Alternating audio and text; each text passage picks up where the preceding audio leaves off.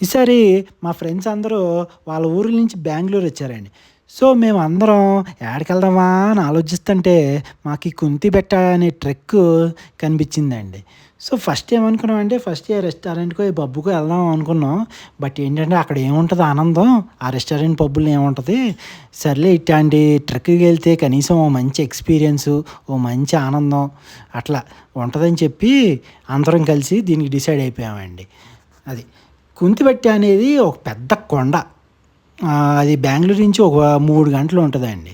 So, మేము ఇప్పుడు ఆ కొండ మీద ట్రెక్ చేయాలి. నైట్ ట్రెక్ చేయాలి. అందుకే మేము ఇప్పుడు 11 కల్లా స్టార్ట్ అయిపోదామని డిసైడ్ అయిపోయామండి. అలా అనుకోని అందరం కలిసి నైట్ 11 కల్లా బస్ స్టాప్‌కొచ్చేసామండి. సో, ఇక బస్ కోసం ఎదురు చూస్తా ఉంటున్నాం. సో, అందరి మొఖాలు చూసారా వెలిగిపోతున్నాయి నైట్ ట్రెక్ అనగానే. సో, ఇదే గాని రెస్టారెంట్, పబ్‌కి ఎళ్తే ఏముంటాయండి ఆనందాలు ఊరికే ఆడ తిని కూర్చుంటాం. దానికి మించి ఏముండదు. చూడండి ఇప్పుడు అందరి మొఖాలు ఎంత ఆనందంగా ఎలిగిపోతున్నాయో. ఇప్పుడు అట్లాగే వెయిట్ చేత్తా కొద్దిసేపు అయ్యాక బస్ ఎక్కేసామండి. బస్ ఎక్కాక మేము సక్కగా పడుకుందాం అనుకుంటే, అక్కడికెళ్ళే లోపల ఈ బస్సోడేమో జిగేల్ జిగేల్‌మంటూ లైట్‌లెట్టేసి, పాటలు పెట్టేసాడండి. అప్పుడు మాకు చిన్నపిల్లలు పిక్నిక్‌కెళ్ళినప్పుడు ఆనందం ఉంటదండి. ఆ ఆనందం వచ్చేసిందండి. అబ్బా! మనం చక్కగా ఒక ట్రెక్‌కెళ్తున్నాం అని. సో, ఆ ఒక అరగంట ఆ వైబ్‌కి, ఆ ఆనందంకి చక్కగా ఉండి, ఒక అరగంట తర్వాత మళ్ళీ ట్రెక్ చేయాలి కదా అని చెప్పి నిద్రపోయామండి. ఫైనల్‌గా మా కుంతిబెట్ట ట్రెక్ స్టార్టింగ్ పాయింట్‌కొచ్చేసామండి. సో, ఇంక మా ట్రెక్ మొదలైంది. సో, మొదలయ్యే దారిలో మాకు ఇక్కడ ఒక గుడి కనిపించిందండి. సో, ఆ గుడిలోకెళ్ళి క్షేమంగా వెళ్ళి లాభంగా రావాలి అని మొక్కుకున్నామండి. సో, మళ్ళీ తర్వాత లాభంగా ఏమి రావక్కర్లేదు. క్షేమంగా వస్తే చాలు. ఏ జంతువో, ఏ పాము మా మీద పడకుండా ఉంటే చాలని మొక్కుకొని ఇంక మా ట్రెక్ కొనసాగించామండి. చూడండి ఎంత చీకటిగా ఉందో. టార్చ్ లేకపోతే అసలు పనే కాదిక్కడ. చూడండి అసల. ఇక్కడ కనీసం ఈ స్టార్టింగ్ పాయింట్ కాబట్టి కొంచెం మెట్లు, కొంచెం దారైనా ఉంది. చూడండి ఎళ్ళే కొద్దీ మెట్లు గూడా, ఆ దారి గూడా లేదక్కడ.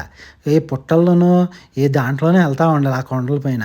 ఎక్కడ పాము వచ్చేత్తదా? ఎక్కడ ఏ జంతువు వచ్చేత్తదా అని భయమేసింది. మధ్యలో నాకైతే ఒక పాయింట్‌లో నా గుండె ప్యాంట్లోకొచ్చేసింది. బట్ ఏంటంటే ధైర్యంగా ఉండాలి గదా! బయటికి. లోపలంత భయమేసినా బయటికి ధైర్యంగా కనిపించాల.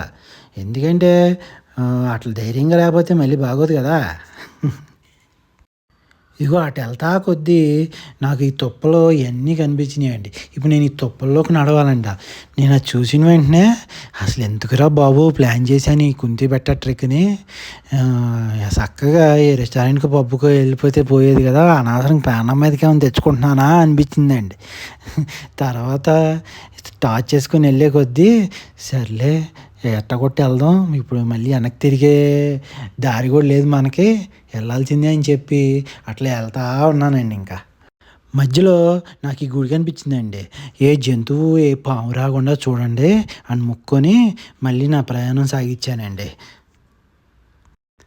ఆఖరికి పైకొచ్చేసామండి. ఇదిగోండి ఆ సూర్యకిరణాలు కనిపించేసరికి ఆ రే ఆఫ్ హోప్ అంటారు కదా! నాకట్లా అనిపించిందండి. సో, పైకొచ్చేసరికి నాకైతే బాగా దూల తీరిపోయిందండి. సో, పైకొచ్చాక ఇంత కష్టపడి పైకొచ్చాక సెల్ఫీలు తీసుకోపోతే బాగోదని చెప్పి మా గ్యాంగ్ అందరిని సెల్ఫీలు తీసుకుందాం రండి అని చెప్పి అందరిని పిలిచేసానండి. చూడండి అందరూ అందరికి దూల తీరిపోయింది పైకొచ్చేసరికి. చూసారా అండి? ఇదిగో పైన నుంచి ఈ వ్యూ బెంగుళూరు నుంచి ఒక 3 గంటలుంటది. కానీ చూసారా? స్వచ్ఛమైన గాలి, చల్లటి గాలి. మంచిగా ఇక్కడ కూర్చొని ఎంజాయ్ చేసామండి ఈ వ్యూని. మెల్లమెల్లగా సూర్యుడు బయటకొస్తాం మొదలెట్టాడండి. సూర్యుడు బయటికి రాగానే అందరం అక్కడ కూర్చొని చక్కగా ఆనందిస్తూ, ఆస్వాదిస్తూ చక్కగా అట్లా చూసుకుంటా ఉన్నామండి. అదే అండి. ఇదే అండి మా గ్రూప్ సెల్ఫీ. చూసారు గదా! అట్లాగే మేము కొండపైకొచ్చాక ఇక్కడ మాకు ఒక పాతబడిన గుడి కనిపించిందండి. చూడండి ఎంత బడిన గుడి. సో, ఇది ఏంటంటే ఎప్పుడో పురాణాల్లో ఎప్పుడో కట్టారంట హిస్టరీలో.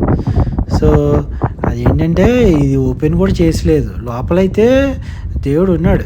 కానీ తాళాలు వేసి ఉన్నాయి. సరేలే అని చెప్పి చెప్పులు ఇప్పేసి బయట నుంచి దండం పెట్టుకొని థ్యాంక్స్ స్వామి పై వరకు తీసుకొచ్చావు అని ఇంకా మొదలయ్యామండి కిందకి.